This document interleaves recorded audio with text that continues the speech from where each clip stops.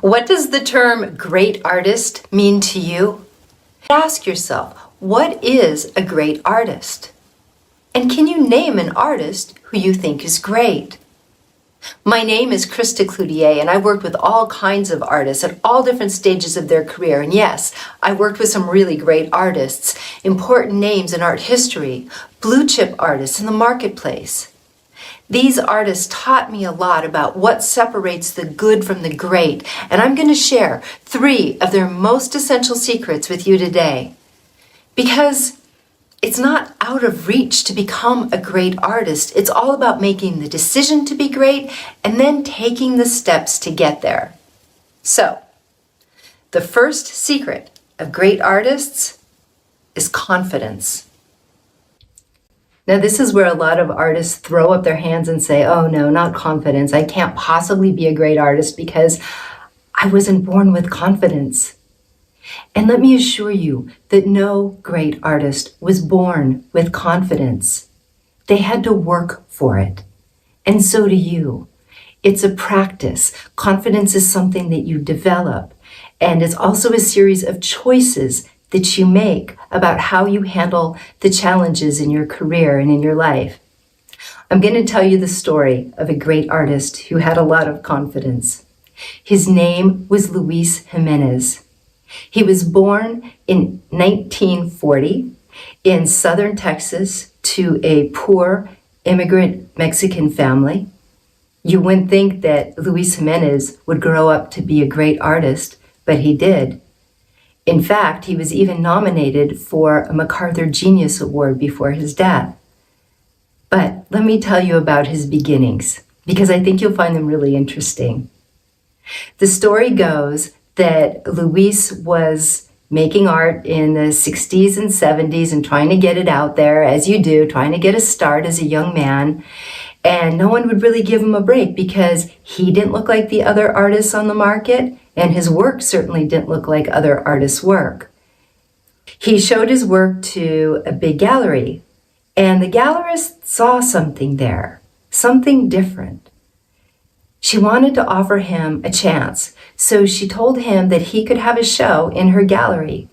Now, she had a gallery space that had one main gallery, and she would be showing a famous artist there. And then she had a little tiny room in the back, a smaller gallery, and she told Luis that he could put some of his sculptures there. Luis told her no. Luis told her he wanted the whole gallery. He wanted the main gallery. He was ready for a one-man show.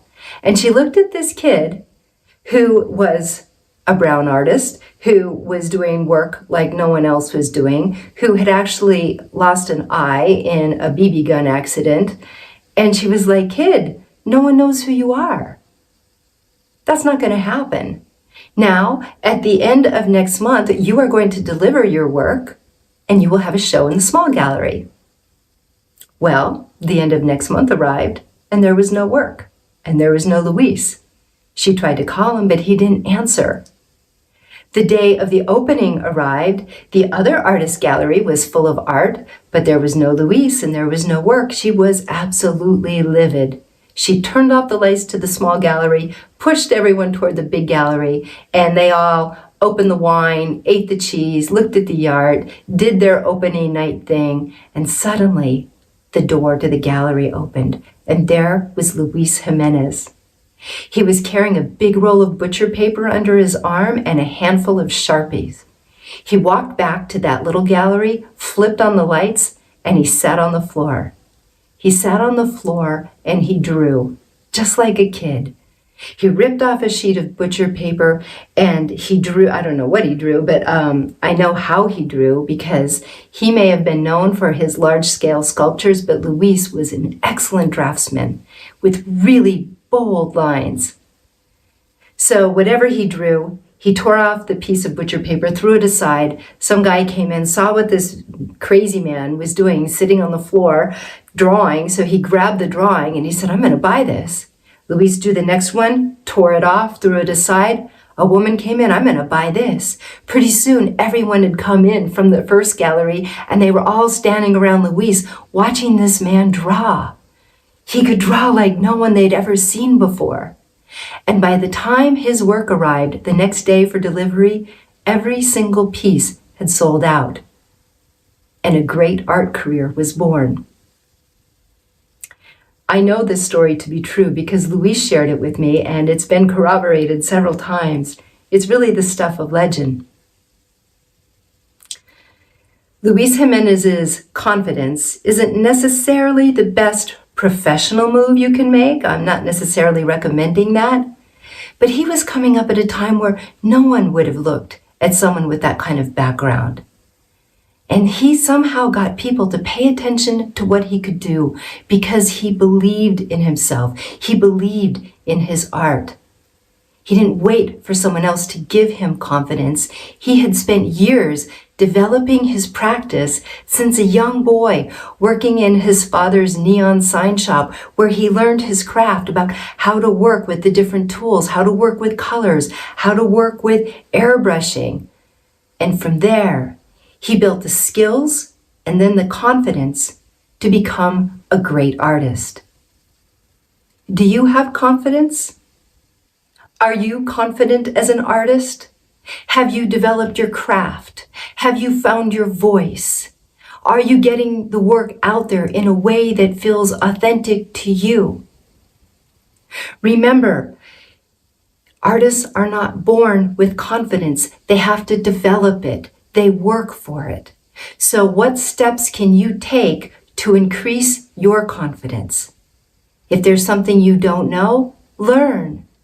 If there's something you need to be better at, practice. Because confidence, as an artist, will move you from good to great. The second essential secret of great artists is authority. Authority is about owning your space, whether that space is related to your craft, your voice, your ideas, whatever it is that sets you and your work apart. That's the area where you can develop authority. To my mind, no one illustrates authority more than feminist artist Judy Chicago. I was able to work with Judy several times in my career. Back in the day, I was the director of a collaborative art studio that had an international reputation. We invited artists to come work with us, and then I sold that art around the world. It was the coolest job ever. I got to pick up the phone and invite my art heroes to come work with us. Judy Chicago was an art hero. I'd read her books. I'd admired her art. And let me tell you something. I have walked down the street with many, many famous artists, but no one has ever gotten the kind of attention that Judy does. She's a rock star. People stop her all the time to thank her, to tell her how much they love her and what she does. And she owns that energy.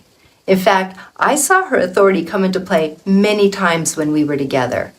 And that's why she's such a great artist. But the story I want to share with you today was when she went up against a prominent museum director. Judy had been working in our studio on a beautiful suite of erotic prints based upon the book Delta of Venus by Anais Nin. These were colored etchings, absolutely magnificent, and we created 30 sets of them. One of these sets would go to a museum because this particular museum had a long-standing relationship with our studio, and they collected one of everything we printed. In other words, they owned our studio archives. It was a beautiful exchange. They got to build their museum collection with important work by important artists, and we had the security of knowing that we had that income each year, and the work would have a home.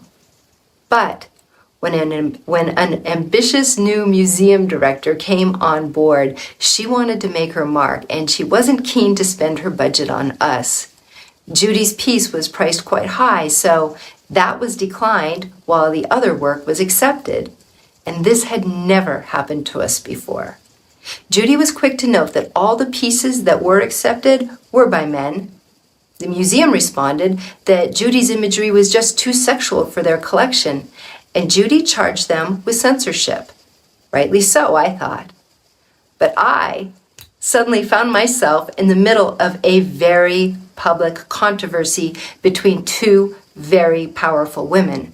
The newspapers called me every day. Letters were written to the editor every day. A public panel discussing art and censorship was planned, and there was talk about bringing in TV crews.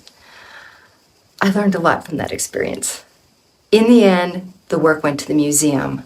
Yeah, they hid it away for a few years, but the last time I was at that museum, I saw it proudly displayed, and I was so proud. Bravo, Judy. Now, you don't have to fight the man to have authority. You don't have to fight anyone. But the point is that Judy Chicago has always made work about female empowerment. She's a feminist artist, and she understands its history. She's an authority. Where are you an authority? Again, your example doesn't have to be as big as hers, but think about what it is that you can talk about all day long. What do you post about on social media? What do you write about in your artist statements? Like I said, it can relate to your craft, your ideas, your subject matter, whatever. But developing authority is a step to greatness for any artist. Where can you be an authority? Now, the third secret of great artists is agency. What is agency? It's the embodiment of your power and your resources. It's the choices that support you. Now, for this example, I'm going to share the story of an art project I worked on with Kiki Smith and Valerie Hammond, two great artists who happen to be great friends. By this time, I'd left my career as the director of that studio. It had been an incredible experience, but I was ready to start expressing my own creativity in a deeper way. I met the director of a well-known art school who, when he heard that I knew these two great artists, he asked me to create a project that they could do for the school. Basically, he wanted Kiki and Valerie to make art at the school studios with support from their students. He suggested that I could be the curator and I could write the catalog. I knew that they really wanted Kiki and Valerie. I was just the ticket to get them. But to be honest, I needed the work. The thing is that I'd already curated hundreds of shows by this point and written a ton of exhibition catalogs. I've always found that no one reads the catalogs, they look at the pictures. So traditional art catalogs weren't that interesting to me anymore. I told the art school that I would do it if I could create the catalog that I wanted, something that could act as an art piece of its own, something that would inspire people. I would photograph the process of the great artists making art, and I'd capture what the students were learning from working with these two great artists, and I'd write about the experience. The result was a little book that I was really proud of. But the art school wasn't happy with it.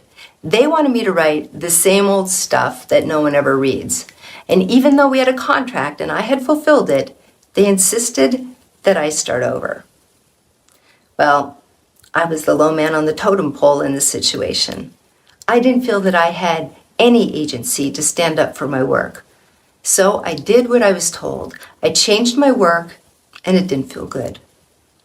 Looking back, I wish I had stood up for my book because I'd made something really special. Instead, I allowed it to get hidden away and my name printed on something that I didn't really care about. Was I right? Was I wrong? I can't say, but I can tell you that this won't happen to me again because I've grown as an artist and today I have agency. I'm able to make choices that support me, not because someone gave me permission to do so, but because I gave myself that permission. Give yourself permission to have agency too. You have to support your work first, or no one else will. What's one choice you can make to build your sense of agency?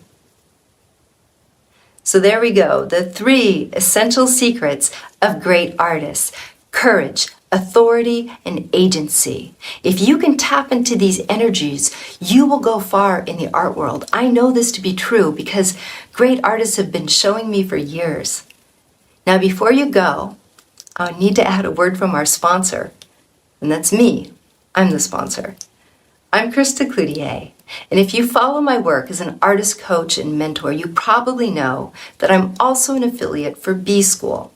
This is a powerful online training program for entrepreneurs. I happen to believe that artists who want to sell their work are entrepreneurs. I went through B School when I started my business, The Working Artist. It gave me the confidence, the authority, and the agency to take the steps to success and create an international following.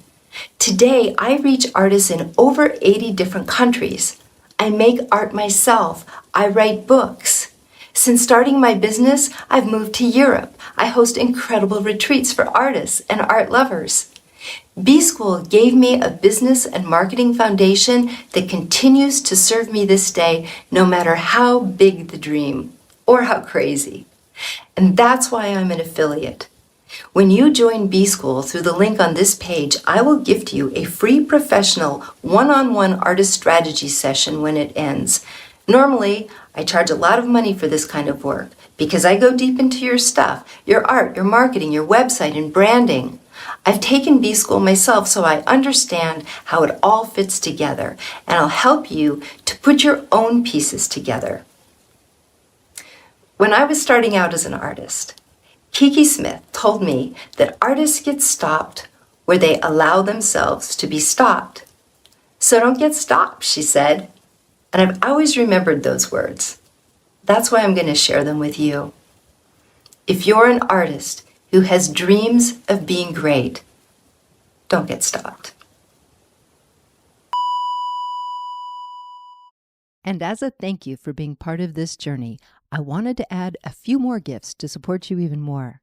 So in addition, you'll also receive my Art, Money, Momentum 2026 report, where I share insights and guidance to help you align your creativity and momentum with what's next. A private workshop called Finding Your Golden Thread, designed to help you connect the dots between your gifts, your story, and your next evolution. A 45-minute personal lifeline strategy call with me, where we'll look at where you are now and map out your next steps. And finally, ongoing encouragement and support from me throughout your B School experience, so you don't feel like you're doing this alone. I'm so excited to share these with you and to support you in this next chapter.